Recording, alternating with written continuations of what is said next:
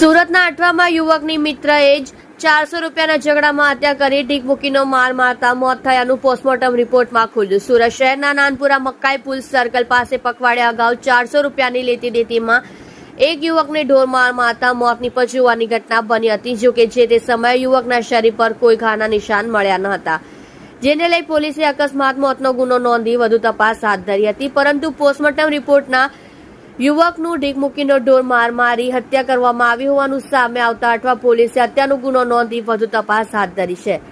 અજાણ્યો શખ્સ ઇજાગ્રસ્ત હાલતમાં પડ્યો. બનાવની વિગત એવી છે કે ગત તારીખ 11 માર્ચના રોજ મોડી સાંજે 7 વાગ્યાના અરસામાં નાનપુરા મકાઈ સર્કલ પાસે આવેલ મહેતા નાટ્યગૃહના ફૂટપાથ પરથી આશરે 40 થી 45 વર્ષના અજાણ્યો શખ્સ ઇજાગ્રસ્ત હાલતમાં પડ્યો હતો. આ અંગે જાણ થતાં પોલીસ ઘટના સ્થળે પહોંચી અજાણ્યાને સારવાર માટે હોસ્પિટલમાં ખસેડવામાં આવ્યો હતો, જ્યાં બીજા દિવસે એટલે 12 માર્ચના રોજ સવારે 11 વાગે તેનું સારવાર દરમિયાન મોત થયું હતું.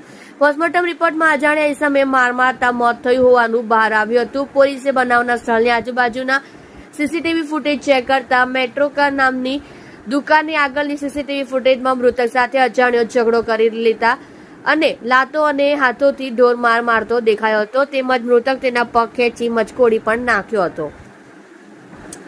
400 રૂપિયા લેવા બાબતે ઝઘડો થયો હતો. પોલીસે આજુબાજુમાં પૂછપરછ કરતા મૃતકની ઓળખ ઓરિસ્સાનો બહારપુરિયા ઉર્ફે ભૂરિયો તરીકે થઈ હતી. ભૂરિયોની તેના વતનના રામકિશોર પ્રધાન સાથે મિત્રતા હતી અને બંને જણા સાથે ફૂટપાથ ઉપર રહેતા હતા. બંને જણા વચ્ચે 400 રૂપિયા લેવા બાબતે ઝઘડો થતા રામકિશોરે ગુસ્સામાં આવી લાતો અને હાથથી ઢોર માર મારી શરીરે ગંભીર મૂળ ઈજાઓ પહોંચાડી હત્યા કરી હોવાનું બહાર આવ્યું હતું. ત્યારે બનાવ અંગે ગતરોજ સરકાર તરફે પીએસઆઈ બીકે ઝાલા ફરિયાદી બની આરોપી રામકિશોર પ્રધાન સામે હત્યાનો ગુનો દાખલ કરી વધુ તપાસ હાથ ધરી છે.